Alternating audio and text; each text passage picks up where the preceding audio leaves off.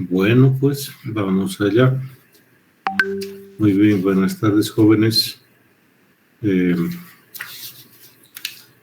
Vamos a continuar con esta revisión que estamos haciendo.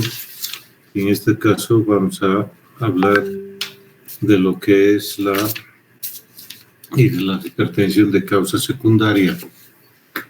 Nuevamente tenemos que recordar que este grupo de patologías que condicionan una hipertensión arterial prácticamente casi es menor al 10% en su totalidad. Y dentro de estos que estamos citando acá, tendríamos que el feuconositoma, sobre todo, y el hiperaldosteronismo primario son bastante menos frecuentes, casi como como cuadros, como les podríamos decir, esporádicos, mejor dicho, ¿no? Empezaremos con una revisión de la hipertensión renovascular, por favor. Bien. En todo caso, lo que conlleva a este cuadro, que es la hipertensión de causa renal o vascular, sí, se debe sobre todo a una disminución, digamos así, en la perfusión renal, y esta puede estar causada por el estrechamiento o la estenosis de las arterias renales. ¿Sí? Entonces, esto mismo nos puede ya adelantar de que este cuadro podría ser de inicio súbito en gente joven o de inicio tardío en gente muy de la tercera edad sobre todo, y que cursan ya con un proceso aterosclerótico muy importante. Y como dice acá el enunciado, entre las causas justamente de esta disminución de la perfusión o de la perfusión sanguínea a nivel de las arterias renales está dada por la aterosclerosis hasta un 80% de los casos, ¿no es cierto? Y como segundo lugar tenemos la displasia fibromuscular con el porcentaje restante. Sin embargo, acá vale la pena resaltar de que el diagnóstico de una hipertensión renovascular no es muy fácil, y sobre todo al tratar de identificar la causa de la misma, si bien las consecuencias van a ser esta hipoperfusión renal vascular la que va a desencadenar toda la sintomatología de estos cuadros o la clínica, pero también tenemos que tener en cuenta que a veces puede llevar, por ejemplo, el aumento súbito, digamos, de los niveles tensionales o de la presión arterial en pacientes con nefropatía diabética avanzada y aterosclerótica, o inclusive en pacientes portadores de insuficiencia renal crónica debido a otras causas y que no eran a un inicio, por ejemplo, hipertensos, ¿no? Si bien esto puede quedar enmascarado, la hipertensión renovascular puede quedar enmascarada en la hipertensión que desarrollan todos los pacientes renales crónicos en un estadio muy avanzado de su insuficiencia renal. Estamos hablando del estadio 3 para arriba de insuficiencia renal crónica. Por lo tanto, hay que tener un manejo muy, muy cuidadoso para llegar a un diagnóstico preciso. Hay algunas pautas clínicas que nos pueden orientar, pero no son del todo muy confiables. ¿Sí? Y entre otras causas menos frecuentes, sobre todo, están ahí las vasculopatías, enfermedades vasculares de larga data en algunos casos, ¿no? El aneurisma aórtico en algunas situaciones, sobre todo cuando hay disección de la aorta abdominal, sobre todo, La enfermedad tromboembólica.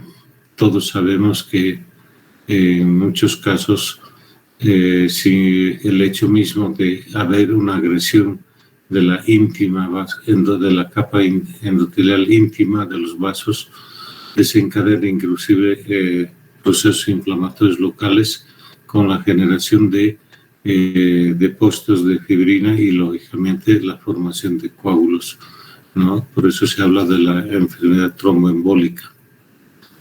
Los traumas también pueden ser causa importante de hipertensión renovascular, pero como dijimos, son casos muy infrecuentes.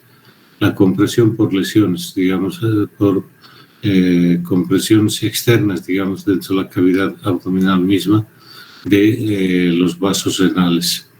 Los pacientes expuestos a radioterapia por la radiación que reciben los vasos y la fibrosis consecuente que puede desatarse después de las sesiones de radioterapia. Y como dice, resaltamos, son bastante infrecuentes. Estas otras causas. Vamos, por favor. Bien. Nuevamente, para reforzar los criterios anteriores, ahí están las causas más frecuentes de enfermedad renovascular, como es o hipertensión renovascular, si quieren, la estenosis de la arteria renal por arteriosclerosis o la displasia fibromuscular de la arteria renal. ¿Sí? Entre ambas siempre vamos a tener esa incidencia tan alta como son del 80 y del 20%. Otra vez, recordarles a ustedes las causas infrecuentes: el aneurisma de una arteria renal, la oclusión de una arteria segmentaria postraumática, que puede ser embólica, isquémica también por un infarto, ¿no? O una placa ateroembólica también iatrogénica. A esto se refiere, por ejemplo, la lesión que nosotros podemos producir por una biopsia renal realizada. Podemos producir estas lesiones, ¿no?, después de una biopsia renal.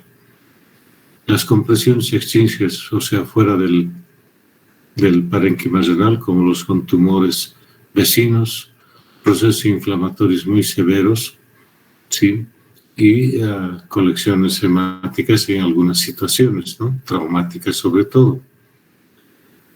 La fístula arteriovenosa renal, que dice congénita, también es márgenes muy aislados, pero lo que sí podemos un poquito mencionar como tal vez como una causa un poco más frecuente sería la postraumática, sobre todo por contusiones o traumas directos del parénquima renal, y ahí también está incluida el trauma post-biopsia renal. Las vasculitis sistémicas, como ya hemos visto anteriormente, como la periarteritis nodosa, la enfermedad de Takayasu, que son bastante aisladas, son vasos terminales básicamente que son agredidos, ¿no es cierto? Y la coartación de aorta, que en algunas situaciones que puede estar a la altura de la salida de las a nivel de la salida de las arterias renales, sobre todo de la aorta, ¿no? Y en estas situaciones podemos tener algunas de esas complicaciones. Y algunas especiales, como dice ahí, las lesiones ateroscleróticas o displásicas, y en algunas situaciones por estos procesos, por ejemplo, inflamatorios o radioterápicos. Y un cuadro que hay que tener mucho cuidado, sobre todo en pacientes portadores de riñón único funcionante. Hay que tener rápidamente cuidado en eso, como por ejemplo en un paciente trasplantado. Siguiente.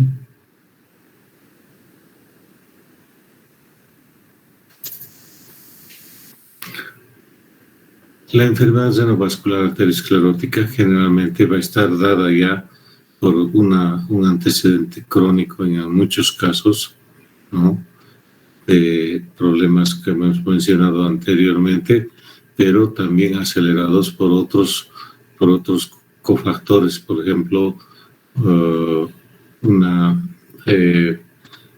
una dislipidemia crónica importante, el tabaquismo, el alcohol, etcétera, etcétera, que como todos sabemos van a aportar como un cofactor para una evolución más rápida y el desarrollo de estas enfermedades a nivel de la vasculatura, no solamente renal, ¿no es cierto?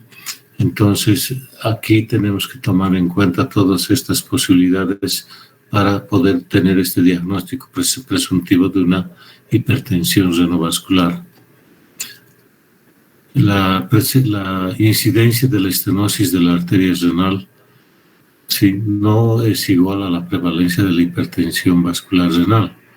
¿Por qué? Porque eso va a depender del grado de estenosis que tenga la arteria renal. Y la hipertensión se va a desatar sobre todo cuando la estenosis significa una disminución del flujo sanguíneo renal por encima del 70%. O sea, que recién a esas alturas podemos tener un paciente que desarrolla un cuadro de hipertensión renal vascular, cuando ya la estenosis o la isquemia renal está muy perjudicada por la severidad de la estenosis que puede tener en la arteria renal, por ejemplo, ¿no? Entonces, todavía tenemos chance de poder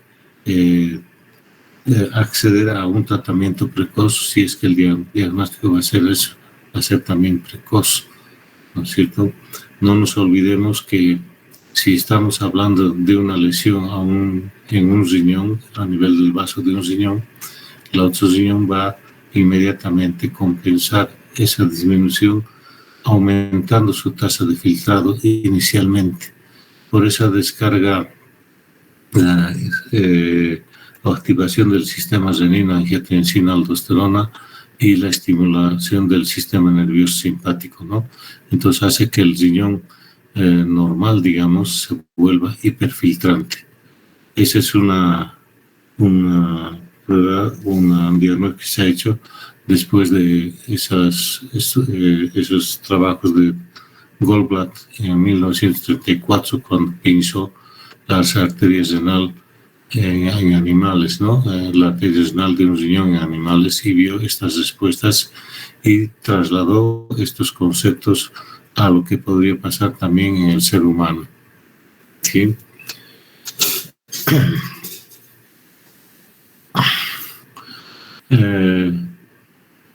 Cuando se utilizó hace una época la realización del Doppler renal, donde se vio que la estenosis de la arteria renal se veía en un 88% de los casos, era unilateral. Fíjense entonces que con la incidencia tan solo de la afectación de la estenosis de una arteria renal, ya podríamos tener la incidencia de una hipertensión vascular renal, ¿sí? Y lógicamente una incidencia mucho menor. Aquí reporta esta estadística desde un 12%, donde la estenosis era bilateral. Pero aquí también hay que hacer una mención especial. La ecografía Doppler color, que se llama, donde las imágenes se nos muestran con color, a colores donde la circulación arterial se ve de color rojo y la venosa de color azul. Sin embargo, la medición de esto tiene mucho de subjetivo dependiendo del transductor que se esté usando y además de la experiencia del que está realizando. No es fácil realizar esta medición o este hallazgo, detectar estos datos o estos hallazgos si el paciente, por ejemplo, tiene un tejido adiposo importante, por ejemplo, en un paciente obeso, o presencia de líquido también que puede interferir en la medición de las presiones, porque con esta ecografía se ve si el flujo sanguíneo a nivel de las arterias renales y arterias intrarrenales, estamos hablando de arterias arciformes y las arterias piramidales, etcétera, que podemos medir la presión a nivel de ellos, pero puede ser también un dato que pueda darnos o inducirnos a errores. ¿Sí? Los pacientes que tengan enfermedades arterioscleróticas no solamente en la vasculatura renal, sino en otras áreas, sobre todo a nivel de las extremidades inferiores. Es un dato muy importante que hay que tomar en cuenta desde el hallazgo. Y a su vez, si nosotros detectamos una enfermedad arteriosclerótica en los vasos arteriales de las extremidades inferiores en un paciente, podemos suponer también de que existe la posibilidad de que también la misma lesión arteriosclerótica la podamos encontrar a nivel de los vasos de las arterias renales. ¿Sí?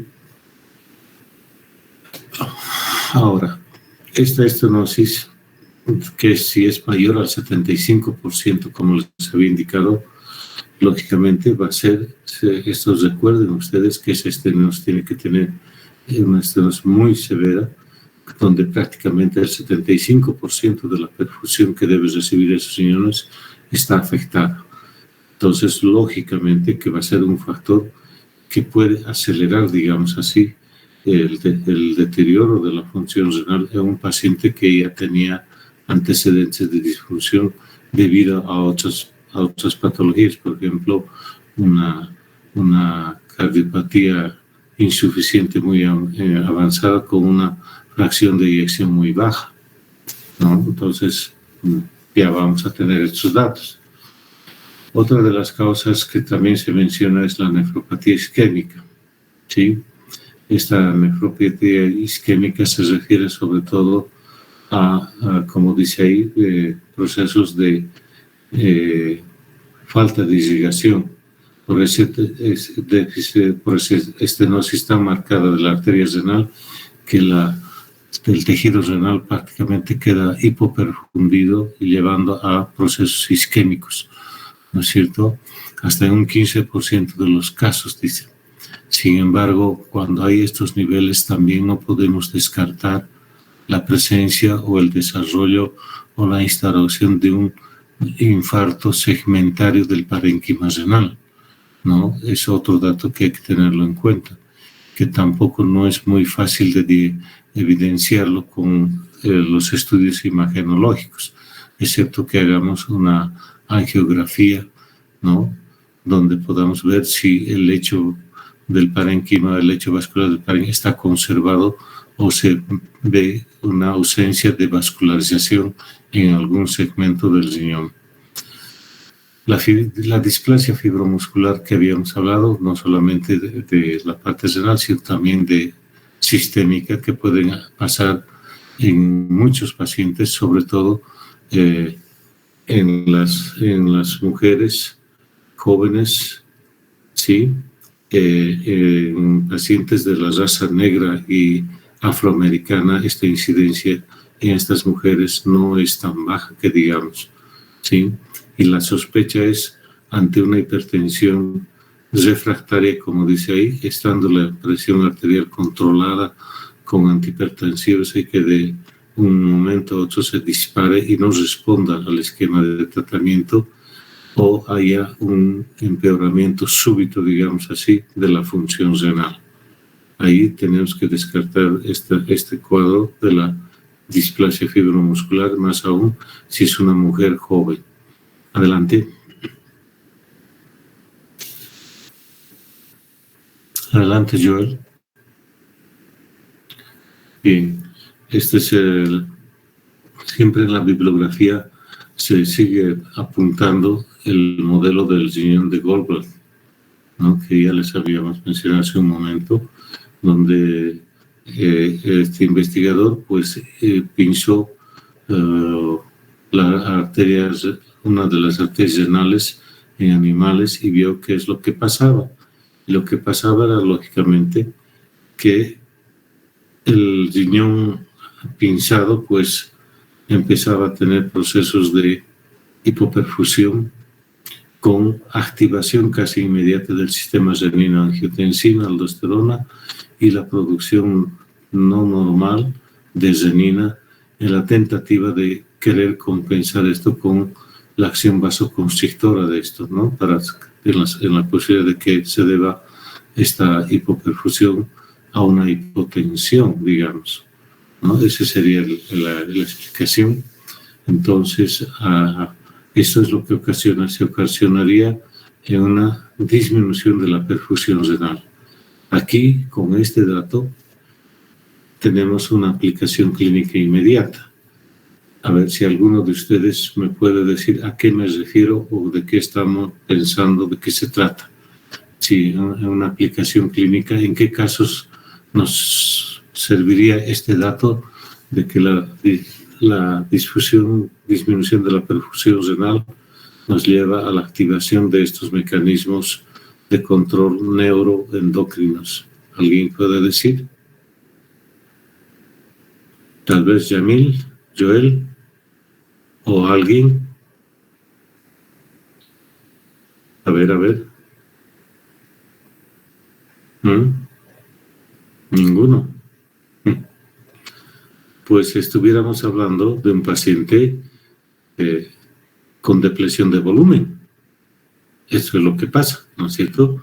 Disminución de la perfusión renal, un paciente en estado de shock, un paciente séptico por la gran vasodilatación sistémica que se produce y la presión se viene para abajo. Entonces, eso es lo que pasa, activación del sistema renina-angiotensina-aldosterona y la renina tratando de que con esta liberación de sustancias hipertensoras pueda compensarse y recuperarse la perfusión renal. De eso estamos hablando. Entonces, aquí la aplicación clínica sería por qué nosotros tenemos que rápidamente reponer los niveles tensionales de un paciente. Aparte de que esa hipoperfusión tisular no solamente va a afectar a nivel renal, sino también en los otros órganos, digamos así, vascularizados o ricamente vascularizados que tenemos en el cuerpo, ¿no es cierto? Luego, también este investigador hizo lo siguiente. Despinzó la arteria renal que la tenía pinzada y ¿qué se observó? Que lamentablemente la función renal o la presión arterial, si bien se corregía rápidamente, pero la función renal ya estaba comprometida y que a la larga se llegó nomás a que el paciente desarrolle una hipertensión de causa vascular a nivel renal.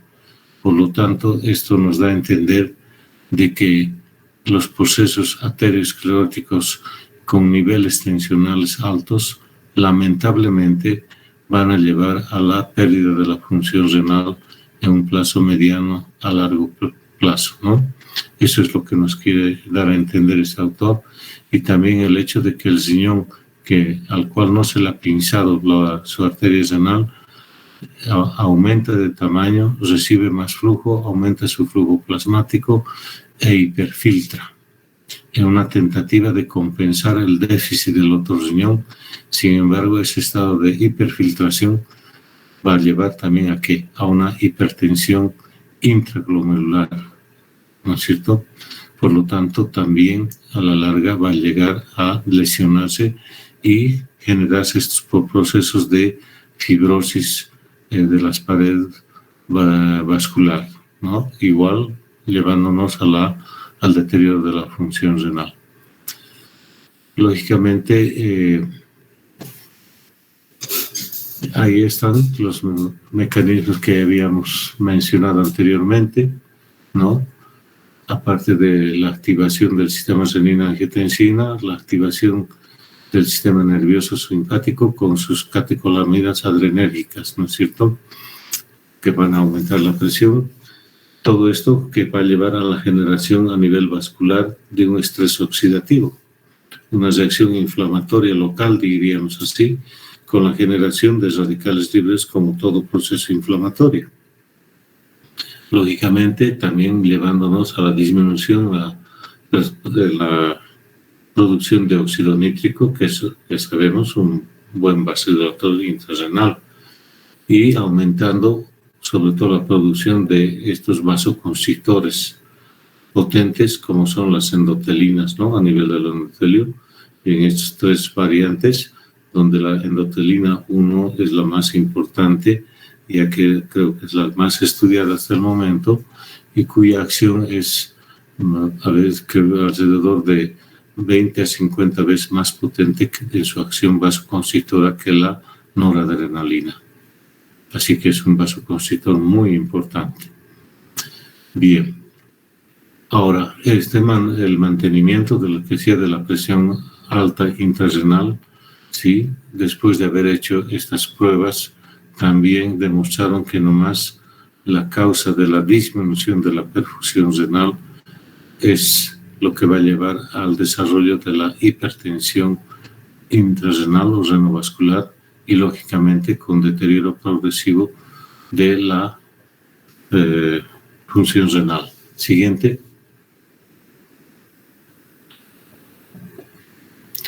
Rápidamente aquí las características clínicas de la hipertensión renovascular. Ya lo habíamos enseñado, mujeres jóvenes, menores de 30 años de edad, con una hipertensión, hay un poquito de error en el texto, es hipertensión arterial, ya no es otro dato. O el inicio súbito después de los 50 años de edad, ¿sí? En el primer caso, las mujeres, estamos hablando de la displasia fibromuscular, y en la otra, la aterosclerosis de los vasos renales. También otro dato importante de que no existirían datos familiares de hipertensión y que la hipertensión empeora estando previamente controlada, ya sea con cualquiera de las medidas, con estilo de vida, medicación antihipertensiva, y que de repente se dispara la presión, ¿no? Otro dato importante es que el paciente se hace resistente a la terapia combinada de antihipertensivos y diuréticos. Otro, el dato importante del edema pulmonar súbito por esta descarga adrenérgica y además la vasoconstricción y la subida rápida que llega a encharcamiento del volumen del intersticio a nivel pulmonar, llevando a un edema pulmonar agudo, una descompensación inesperada del paciente de la insuficiencia que la tenía controlada, inmediatamente se empieza a tener clínica de descompensación de la función cardíaca. Otro, los datos de que nos digan de una hipertensión maligna, ¿no? Hipertensión maligna, como ustedes saben, la designamos aquella hipertensión arterial severa, ¿no? Estamos hablando de una sistólica mayor a 140, una diastólica mayor a 120, en la cual encontremos también daño de órganos blancos, como por ejemplo la hemorragia retiniana o los exudados periretinianos o el papiledema, ¿no? Que ya nos está hablando rápidamente de la afectación de órganos blancos. El soplo abdominal, este es un dato importante en que a veces en el examen físico a veces nos dedicamos solamente a auscultar la actividad intestinal. Sin embargo, no podemos olvidarnos de que podemos sorprendernos ante el hallazgo de un soplo abdominal. O es un aneurisma o es una estenosis de alguna de las arterias renales. No se olviden de ese dato.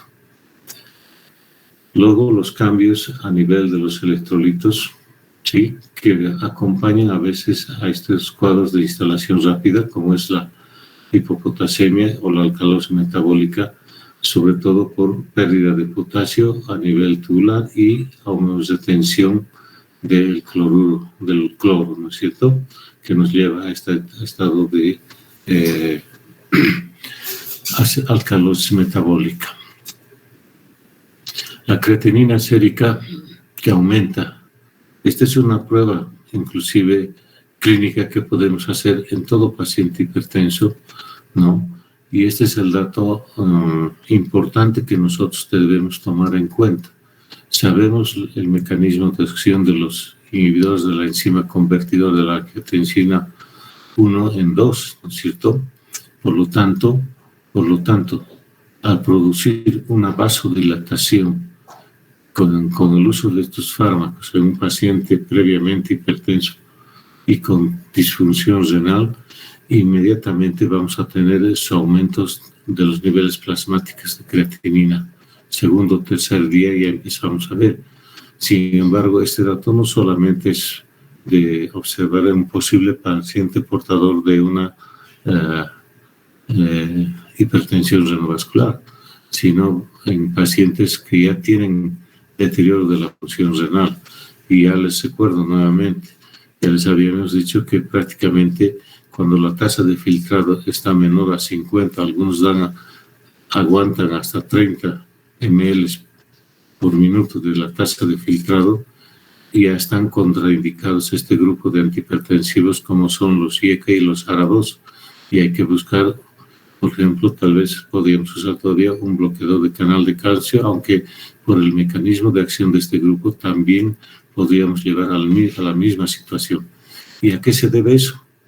Todos lo saben, ¿no es cierto? A su mecanismo de acción. Producir vasodilatación, sobre todo marcada de la arteriola aferente, en los IECAS, y en los otros vasodilatación de la arteriola eferente sobre todo. Entonces, disminuye la tasa de filtrado, la creatinina que tenía que filtrarse vuelve al torrente sanguíneo sistémicos y va aumentando, ¿no? Esa es la causa. Y lógicamente, como en toda situación, una asimetría renal. Sin embargo, no podemos decir que esto también es un dato muy importante, porque sabemos que siempre el riñón izquierdo es un poquito más grande que el riñón derecho en condiciones normales, pero si esta diferencia es más acentuada, sí, ya podemos sospechar de que hay una disminución del tamaño de uno de los riñones y que posiblemente sea el riñón comprometido, ¿no? Adelante. Otro estudio imagenológico que prácticamente se lo realiza en la actualidad es la angiotomografía o la angiografía renal en el lado derecho. Fíjense la precisión de esto, solo que acá tenemos un riesgo grande de que tenemos que usar medios de contraste. Ese es el problema.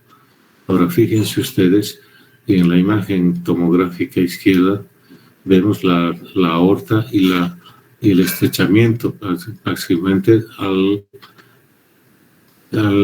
digamos, a la salida de la arteria renal de la aorta. Un pinzamiento importante con una vasodilatación compensadora después de la estenosis, ¿sí? Entonces, este dato, gracias, este dato nos hace ver otro dato importante, que es importante en su porcentaje de estrechamiento. ¿Por qué? Porque si ustedes comparan la concentración del medio de contraste en la aorta, que se la ve más oscura, ¿no es cierto? Vean que la arteria renal de la arteria estenótica no ha captado gran cantidad del contraste y no se la ve tan pintada como la aorta. Ese es un dato importante que a veces no se lo toma en cuenta. ¿Por qué? Porque el estrechamiento está evitando que pase mucho contraste a ese riñón que ya está dañado, no como en la aorta, ¿no es cierto? Y acá, en la imagen de esta angiografía renal que vemos en el lado derecho, ¿no? Fíjense la fibrodisplasia que se encuentra, segmentos arteriales dilatados. Esa es la característica de la fibrodisplasia de la arteria renal que se observa, ¿no? Algunos dicen el hallazgo de una arteria renal como rosario, con áreas de estenosis y áreas de dilatación. Adelante. Bien. En no hemos querido mencionar, digamos así, el tratamiento porque puedes volver, por favor, para atrás, Joel. El tratamiento de esta patología, lógicamente, va a depender mucho del grado de estenosis. Si nosotros podemos mantener la presión controlada y la función renal conservada con un manejo de fármacos antihipertensivos, se los puede intentar. Pero si vemos que la progresión o el deterioro de la función es marcado, no queda otra que ir a la corrección quirúrgica si es que esto es asequible, ¿no? Porque no es un procedimiento simple. Hay que hacer primero los estudios al paciente y, lógicamente, el procedimiento tiene que ser realizado por un experto en plastía vascular. No lo hace tampoco cualquiera. Entonces, eso mismo ya hará dar a entender a ustedes el costo elevado que puede tener estos procedimientos. Imagínense ustedes que esta estenosis se nos dé en un paciente en la arteria renal de un riñón trasplantado. ¿Se dan cuenta? Entonces es una situación de difícil decisión. ¿Por qué? Por la fibrosis perirenal que se produce siempre alrededor de un tejido que ha sido agredido o que está ahí injertado en un lecho, ¿no es cierto? Y siempre hay el querer encapsularlo a este órgano por la reacción inflamatoria que se produce al contorno. Entonces, entrar a esa arteria no es nada fácil. Por lo tanto, lo que se tiene que hacer es entrar por vía endoscópica, generalmente por los vasos ilíacos, y llegar con la guía hasta la arteria renal y por ella hacer colocar un stent, igual que en la corona, con las plastillas que hacen a nivel de coronarias, ¿no? Dejar un stent ahí que se mantenga y permeabilice esa arteria renal o aumente su luz. Eso es lo que se hace. ¿Ya? Siguiente. Bien. Continuando con estas patologías que llevan a una hipertensión secundaria. A una hipertensión secundaria tenemos el síndrome cardiorenal.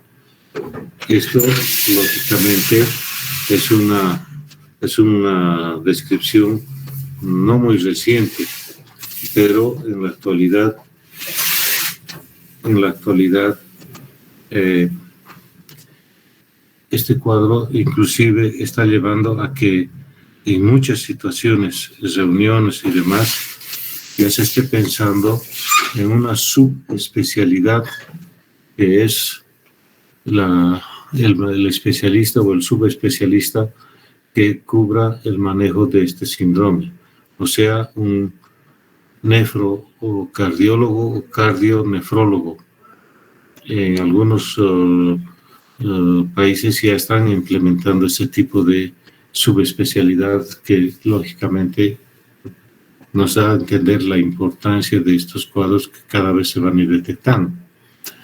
Y acá básicamente tendríamos que decir que se denomina así como este síndrome cardiorenal, donde pues la afectación en este caso, la afectación cardíaca y renal va a llevar al empeoramiento o al deterioro de la función en forma aguda o crónica del otro órgano. De ahí es que podemos ver esa clasificación en afectación aguda cardíaca y aguda renal, o crónica cardíaca y crónica renal, ¿no? O finalmente donde ambos órganos están afectados, pero por patologías sistémicas, como es el síndrome renal tipo de clase o de tipo 5 que dice ahí, o de clase 4 o 5 como dicen otros, ¿no es cierto? Entonces, esa es la diferencia que nosotros tenemos que tener, pero no es tanto que ustedes tengan que memorizar, que estos gradaciones o clasificación del síndrome cardiorenal. Lo que tenemos que aprender como médicos generales es que la afectación de la función cardíaca importante o el compromiso de la función renal importante va a llevar al deterioro o va a repercutir en el funcionamiento del otro órgano. Inclusive vamos a tener que también la misma explicación podríamos dar a el síndrome hepatorenal, que seguramente lo vamos a ver después, aunque sí de forma resumida. Entonces, esto es lo que nosotros tenemos que manejar, jóvenes. La siguiente. Fíjense, ahí vemos, digamos, gatilladores o mecanismos gatilladores que no son raros, ¿no? Son gatilladores que ya los conocemos de antes, ¿no es cierto? Sobre todo en la parte cardíaca y renal. Fíjense, son los mismos mecanismos en cierto grado que van a afectar esta función. Sabemos de las alteraciones hemodinámicas y congestión venosa, ¿no es cierto? Eso las vemos en pacientes con déficits importantes. Aquí estamos hablando, por ejemplo, de pacientes con procesos agudos, infecciosos, inflamatorios puros o metabólicos inclusive, ¿no? Donde la activación neurohormonal, ya sabemos, a favor de que de querer compensar, liberando factores vasoconstrictores, el eje suprarrenal con la generación o liberación de corticosteroides para que se haga notoria su respuesta inflamatoria aguda, aumentando la presión, aumentando la frecuencia cardíaca, respiratoria, retención de líquidos, etcétera, etcétera. ¿No es cierto? Ahí tenemos la reacción del eje hipotálamo-hipófisis, que también los conocemos, la inflamación local o generalizada, la respuesta inflamatoria a un proceso de causa inmune, donde se generan antígenos y generación de anticuerpos, que también va a empeorar el problema. Hablamos aquí el papel del intestino, ¿no es cierto?, en cuanto a la sobrecarga de producción de endotoxinas desde la flora intestinal misma y por el edema y demás, la translocación de estas hacia el espacio peritoneal. Ahí está lo que se ve, la infección sobrepuesta. Y un dato importante, jóvenes, iatrogenia. Aquí estamos hablando de fármacos, en primer si quieren, nefrotóxicos y cardiotóxicos. Así que no podemos seguir avanzando si es que nuestros conocimientos en el manejo de fármacos no es de lo más, digamos, satisfactorio o que pueda asegurarnos nuestro conocimiento de algunos fármacos, no de todos, porque no necesariamente tenemos que conocerlos todos, ¿no es cierto? Pero sí los de uso más frecuente, eso sí tenemos que saberlo. Entonces, acá vemos ese compromiso o esa fisiopatología prácticamente multifactorial, no es solamente una sola causa. En realidad, básicamente, a veces puede iniciarse con un mecanismo, con un gatillador, y se desprende la cascada de respuestas inflamatorias o patológicas que podemos ocasionar en el paciente, ¿no? Y si hablamos de iatrogenia, ahí está, lo que podemos nosotros desencadenar al alterar la estabilidad, como dice ahí arriba, el primer enunciado, alteraciones hemodinámicas, la congestión venosa, ahí está la sobrecarga de volumen, la capacitancia aumentada en el lecho venoso, sobre todo en varios territorios, ¿no es cierto?, y en miembros inferiores, ¿no? La éstasis, la inmovilización del paciente, Todo eso cuenta, jóvenes, ¿no? Entonces, vamos, avancemos un poquito más. Bien. Como en toda sospecha de un cuadro renal agudo, de una insuficiencia renal agudo, ¿qué es lo que tenemos? Rápidamente, disminución del débito urinario, ¿no es cierto? O aumento en plasma de los niveles de la creatinina, que ya, como dijimos anteriormente, no es un parámetro muy confiable, ya habíamos dicho, y tampoco es un marcador temprano de lesión renal. O sea que si nosotros observamos que la creatinina del paciente empieza a incrementarse en forma inexplicable, ya tenemos darnos cuenta de que el problema no ha sido desde ese momento, sino que posiblemente ya ese dato, la lesión se estaba produciendo de mucho antes. Por ejemplo, el uso de alguna sustancia o un manejo en reposición de líquidos o electrolitos o algunos fármacos que producen cambios hemodinámicos en algunos lechos vasculares que nos pueden llevar a esta situación, como es el paciente en estado de shock, como el paciente con un SIRS, ¿no? Un paciente con un síndrome metabólico totalmente descontrolado, etcétera, etcétera, y otras patologías que nos pueden llevar a esta situación. Esto prácticamente podemos hablar de esta experiencia tan penosa que hemos pasado con esta pandemia. Si ustedes han podido revisar la bibliografía que se tiene actualmente sobre todo lo que se está viendo y lo que ha acontecido con esta paciente, con estos pacientes que han tenido el COVID o hayan perdido la vida por causa de esta enfermedad, ahí están los causantes, ¿no? Las repercusiones de estos procesos neurohumorales, químicos, lo que quieran, que desatan toda esta descompensación hemodinámica y llevan a este problema. Así que, como ven ustedes, no solamente ha sido el distrés respiratorio la causa de la pérdida de vida de estos pacientes, muchos de ellos han sido por estas causas agudas, y que, como se dice, pues ni con las terapias de asistencia ventilatoria, monitoreo de la función cardíaca y las terapias dialíticas tempranas y lentas no han ayudado a sacar al paciente, a sacar o salir al paciente adelante, e igual se ha perdido. Acá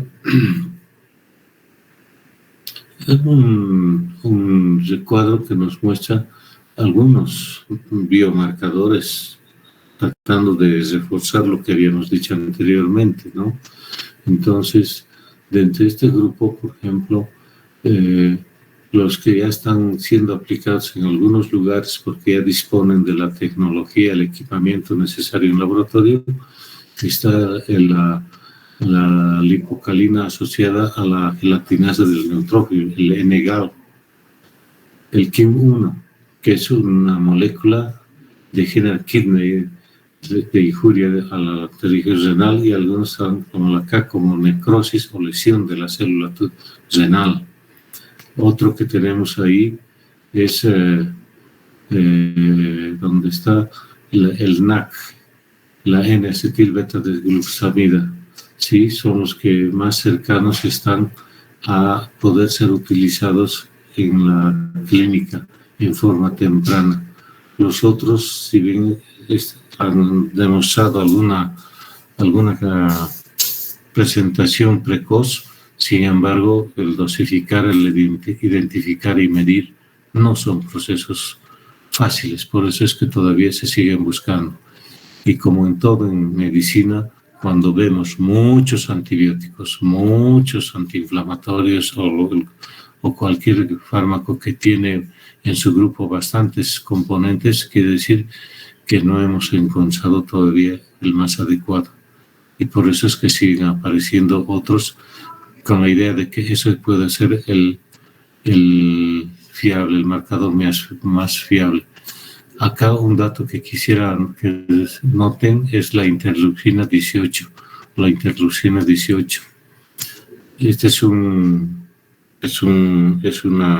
citoquina, ¿no es cierto?, muy importante en muchos procesos inflamatorios severos, por ejemplo, en el lupus, en la artritis reumatoidea, en estas patologías con base autoinmune, es un marcador de liberación muy temprana en muchos de estos procesos, ¿sí? Entonces, esto es nada más para que ustedes tengan conocimiento de que todavía no tenemos marcadores muy precoces, digamos así, de un posible daño, en este caso, cardíaco o renal. La siguiente.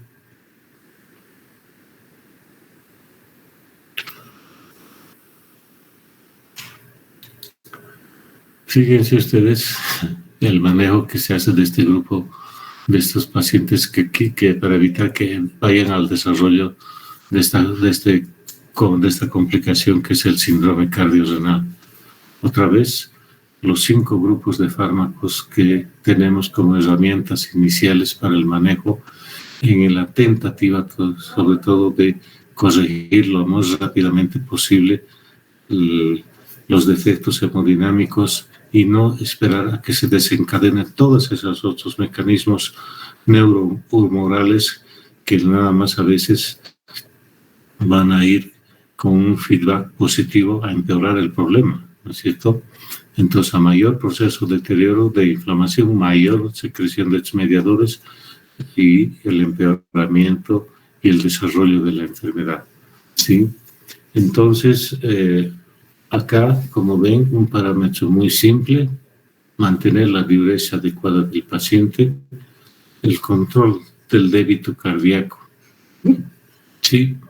Entonces, hacer la reposición del líquido, sobre todo, de acuerdo al débito cardíaco y al manejo de la fracción de eyección que tenga ese paciente, tratando de no sobrehidratarlo, o también de que seamos muy meticulosos en una reposición de volumen muy lenta, sobre todo muy lenta. Entonces, esto puede ocasionarnos estos problemas, y mucho cuidado con la indicación de estos grupos de fármacos. Si bien los utilizamos, nos ayudan, etcétera, pero tiene que ser después de un diagnóstico individualizado para cada paciente, y ver con cuál de ellos nosotros podríamos tener mejor resultado y sacar al paciente de la evolución a que se instale este cuadro. La siguiente.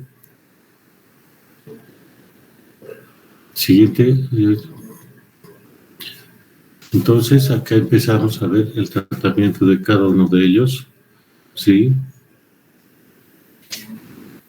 Y fíjense, en este caso,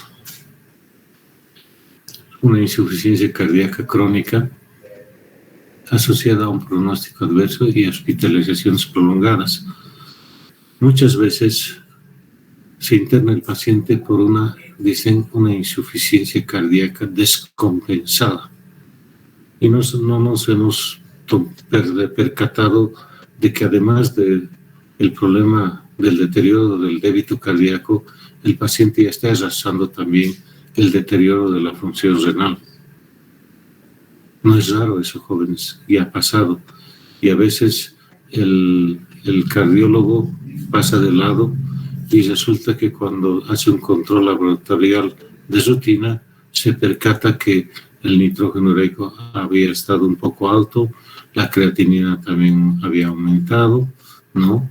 Y recién percibe de que puede haber eso.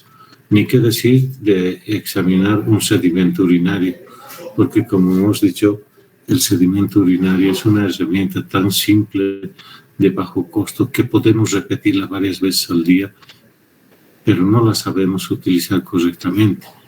¿Por qué? Porque tenemos que entender de que la interpretación correcta de un sedimento urinario, de un examen de orina, si quieren, no solamente nos sirve para valorar el grado de función o disfunción del parénquima renal o de la nefrona, sino también nos informa de patologías sistémicas que estén afectando también la función renal, ¿no? Por ejemplo, hablamos de una diabetes descompensada, la presencia de glucosuria, la presencia de microalbuminuria, ya nos está hablando de daño.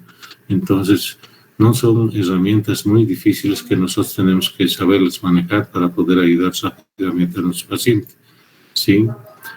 Y ahí está el dato, que la disfunción cardíaca a veces puede estar acompañada hasta un 25% de compromiso de la función renal, ¿sí? Por lo tanto, de deterioro de función cardíaca más deterioro de la función renal, inmediatamente, como ustedes ya ven en las tablas, las tasas de mortalidad se aumentan y se acorta la sobrevida de estos pacientes en gran manera, en gran magnitud, ¿sí? Por lo tanto, aquí ven ustedes ir al manejo, a la recompensación, digamos, cardíaca, de la función cardíaca, el manejo de las enfermedades subyacentes. Por ejemplo, que este paciente sea un diabético, sea un dislipidémico o sea un hepatopata o tenga un problema pulmonar crónico, no sé, un EPOC, etcétera, etcétera, hipertensión pulmonar, fibrosis pulmonar, que van a repercutir también en la evolución de estos pacientes, ¿sí? La siguiente, por favor.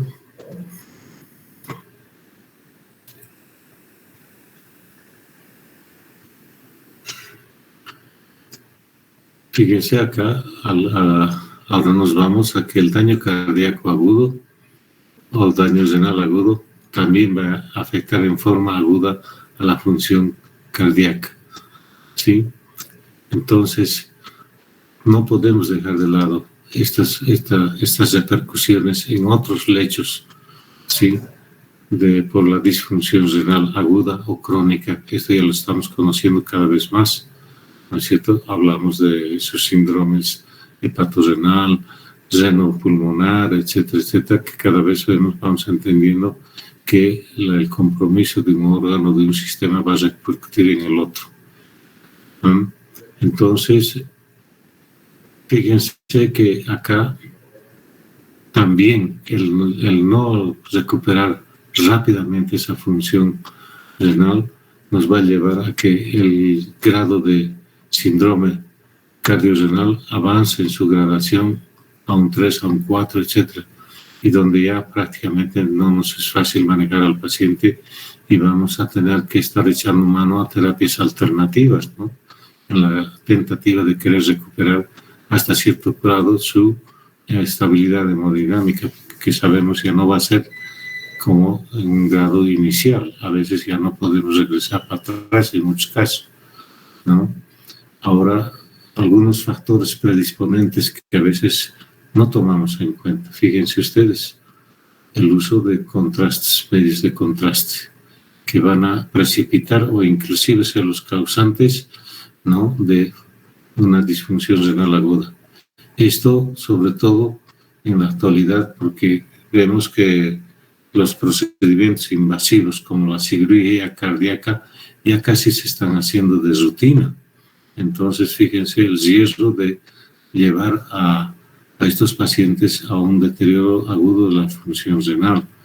El uso de nefrotóxicos cada vez mayor, ¿sí? La lista siempre en aumento de estos nefrotóxicos.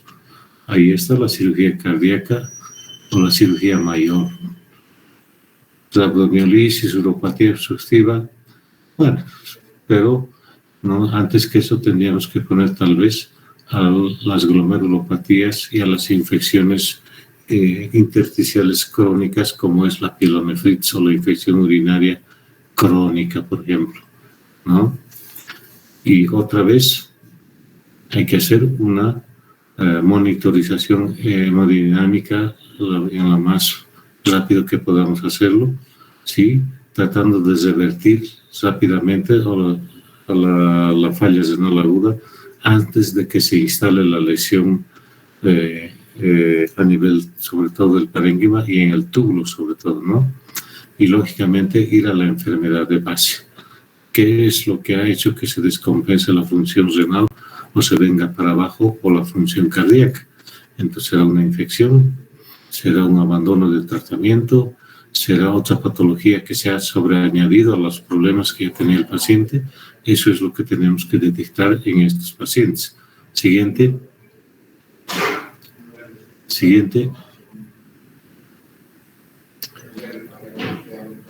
Fíjense, el aumento de los índices de mortalidad y morbilidad también en este grupo de pacientes por el deterioro de la función de ambos órganos. La mortalidad aumenta en esos porcentajes. Fíjense entonces, si eso ha pasado en un paciente con estos trastornos, imagínense lo que han vivido esos pacientes que han tenido ese distrés respiratorio terrible con el COVID. Entonces, no ha sido nada fácil, ¿no es cierto? Y de hecho, la mortalidad prácticamente casi ha sido del 100% en esos pacientes que han desarrollado estos problemas en el COVID, ¿no es cierto? Sabemos que la isquemia, que la anemia va a afectar notoriamente la función cardíaca, ¿no? ¿Por qué? Porque requiere un consumo alto de oxígeno, de energía, de calorías, etc. Entonces, cualquier proceso que restringe eso va a repercutir, pues, ¿no? Asociado, si existe ya un cuadro crónico, como es una insuficiencia renal crónica tipo 4, 3, donde ya existen alteraciones en el metabolismo del calcio y fósforo y la generación de estas toxinas urémicas, ¿no? Y fíjense que aparentemente la hemodiálisis también, claro. ¿Por qué no? Porque la hemodiálisis es un acometimiento agudo, rápido, a veces muy agresivo, el tratar de extraer un volumen exagerado de sangre, digamos así, o de volumen sanguíneo a la máquina y dejar con una hipoperfusión mucho más acentuada al paciente, no solamente en la parte cardíaca, sino también a nivel del sistema nervioso central. O sea que por eso es que está consignada ahí la hemodiálisis, ¿no? Y las otras patologías crónicas que pueden empeorarnos sobre esta base crónica de disfunción cardiorrenal crónica, otras enfermedades también crónicas, como es la diabetes, la enfermedad aterosclerótica, la hipertrofia del ventrículo izquierdo, con esa disfunción cistodiastólica que evoluciona en estos pacientes, ¿sí? Fíjense que todavía se intenta hacer estas medidas generales en cuanto al manejo de la dieta del paciente, restringida en sodio, potasio y proteínas, y la glucemia. Todavía en este estado se podría utilizar estos fármacos, pero con seguridad que es posible que no nos vayan a ayudar mucho adelante, porque este manejo de este grupo de pacientes a veces tiene que ser en una unidad de cuidados intermedios o intensivos, ¿no es cierto? Ya no es tanto para el manejo en una sala general. La siguiente.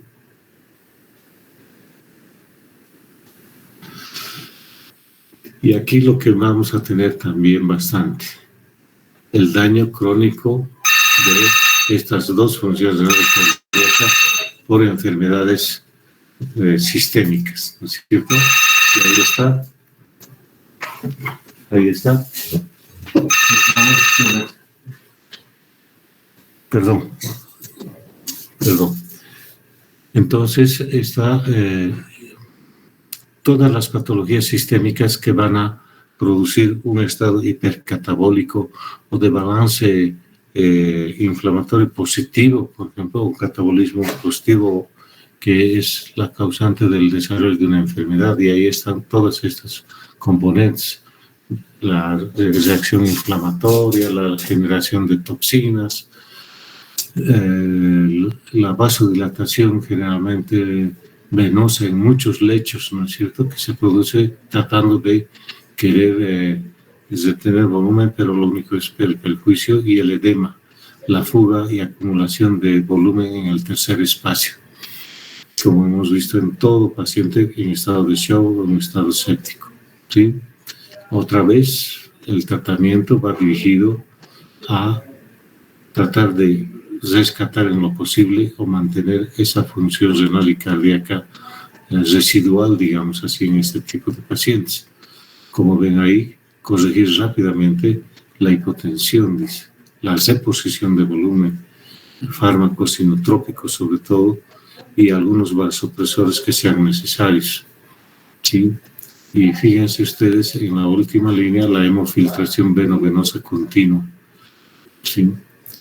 Fácil de mencionarlo, no muy fácil de hacerlo, ¿sí? Se requiere personal entrenado para realizar este procedimiento y tiene que ser generalmente en un ambiente aislado, generalmente en la terapia intensiva se hacen estos procedimientos en la tentativa de dar un soporte continuo a ese paciente. No es una sesión que dure 2-3 horas como una sesión de hemodiálisis intermitente normal. Aquí son procesos de filtración que pueden ser de 12, 24 o más horas, inclusive en forma continua. Como se darán cuenta, entonces, el sostenimiento de estos pacientes no es nada simple. Por lo tanto, jóvenes, no podemos darnos esa, ¿cómo se diría?, ese espacio de hacer de que el paciente llegue a estos grados severos de deterioro, porque sabemos que la respuesta y el éxito va a ser muy pobre, ¿sí? Siguiente, por favor. Muy bien. Esta parte es la que la hemos mencionado así. ¿Por qué? Porque cada vez se está haciendo más presente estas entidades que, si bien son causas no muy frecuentes, felizmente, de hipertensión, pero sí ahí está. Entonces, mañana terminaríamos, hay algún grupito más, pero si va a haber tiempo, vamos a hacer tal vez un poquito de reforzamiento con preguntas. ¿Está bien?